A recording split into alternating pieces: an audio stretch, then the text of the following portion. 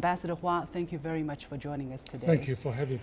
Now, the aim of Donald Trump's travel ban, as it says, was to protect the nation from foreign terrorist entry into the United States. Do you think the act of the United States of putting Iran on the list of the 7 countries is an act of provocation?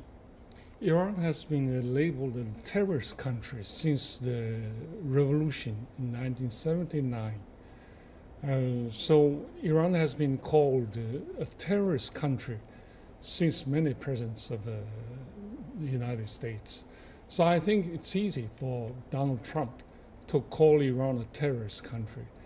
Again, of course, the hostility of the Congress, U.S. Congress against Iran is very strong, and public opinion of the United society is also quite strong because Iran has been deeply demonized in the public opinion in the United States.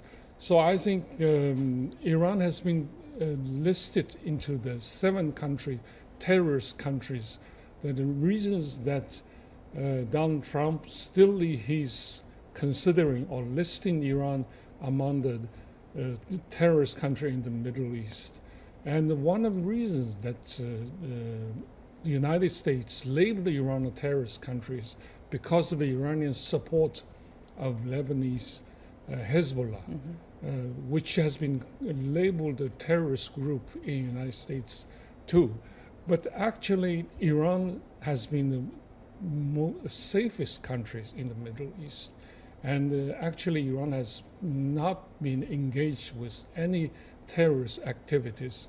So I think it's a deliberate provocation against Iran. And Iran has reacted very strongly. We're going to talk about the reaction in just a moment. But just in case this travel ban, which is right now frozen, just in case it does get the go-ahead, how is it going to affect Iran in a negative way? Is it going to have a big negative impact, do you think? Yes, there is a big phenomenon in the U.S. and Iran relationship.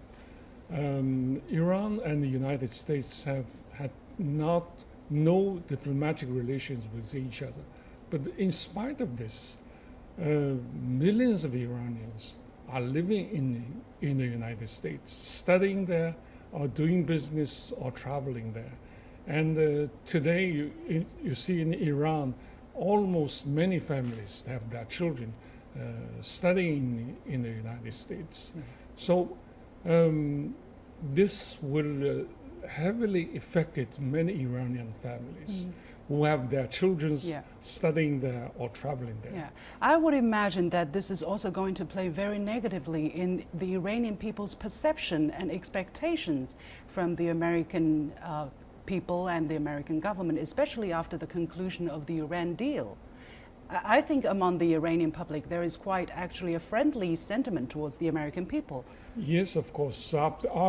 After the signing of a nuclear deal between the 5+1 and Iran, Iranian people have high expectation for the United States and the West as a whole.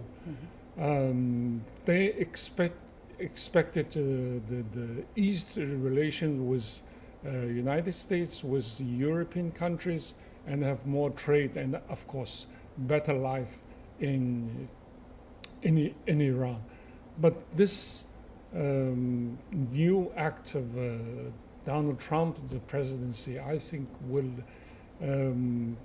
very negative affections on Iran and the public opinion about the United States. Let's talk about Iran's reaction towards the travel ban in the immediate aftermath after the travel ban was announced on February the 5th. The Iranian Foreign Ministry said they were going to deny visa to U.S. wrestlers who were expected to attend the Freestyle World Cup competition in Iran, but later they changed their policy and decided to allow these wrestlers to come. Why do you think Iran reversed its decision?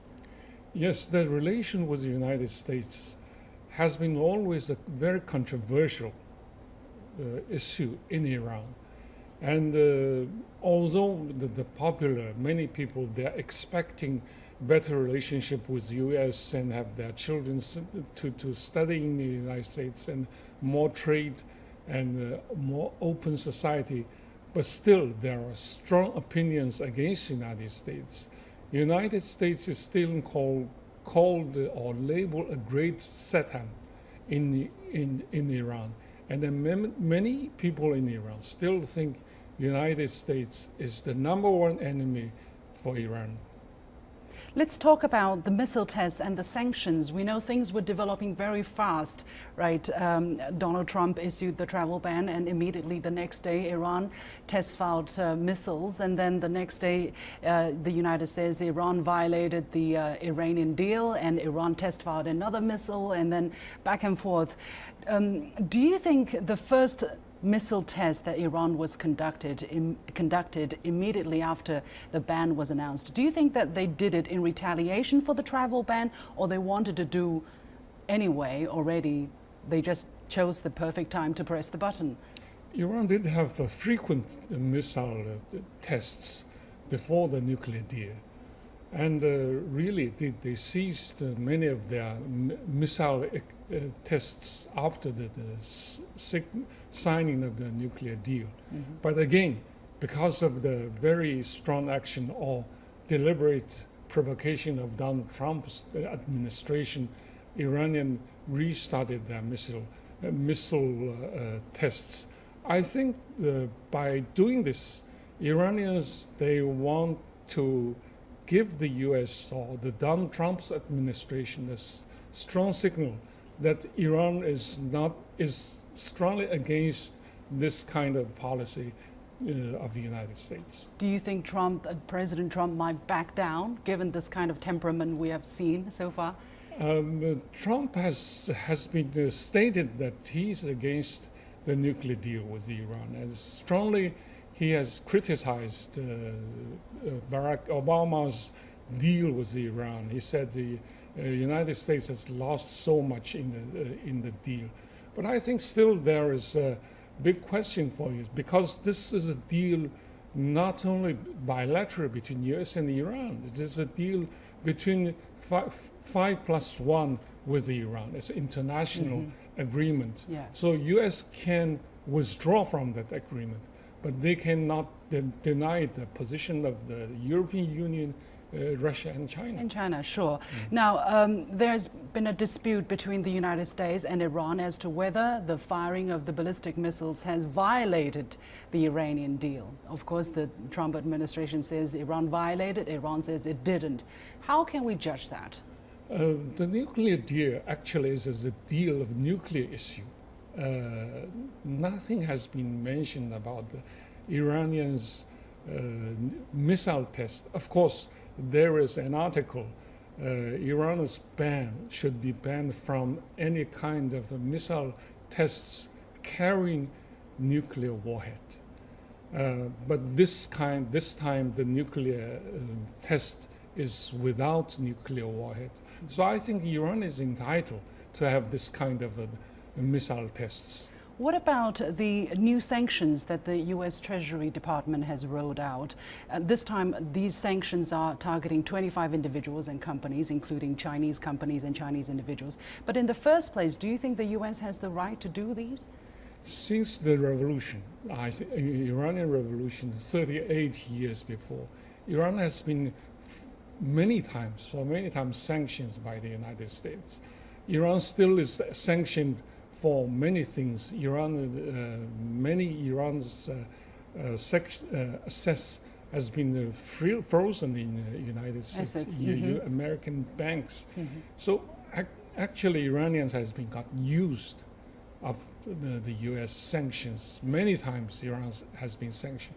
This time, this sanction, I think, is much less than the last sanctions President Obama did, because that was in 2012.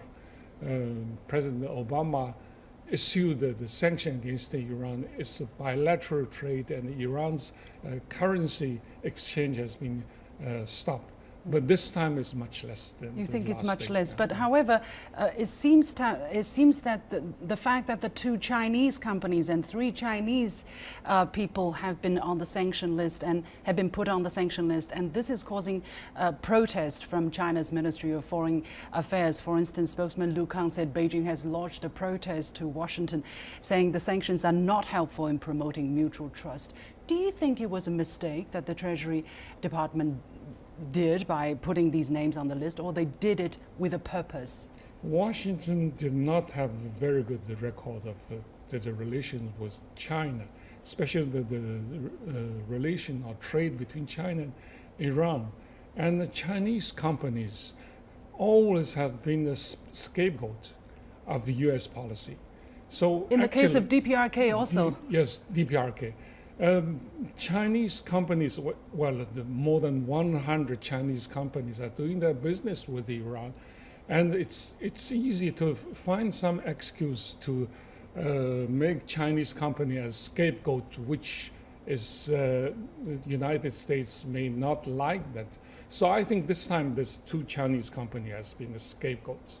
Finally, how do you look at the near future of US-Iran relations? Do you think we are going to see a major confrontation?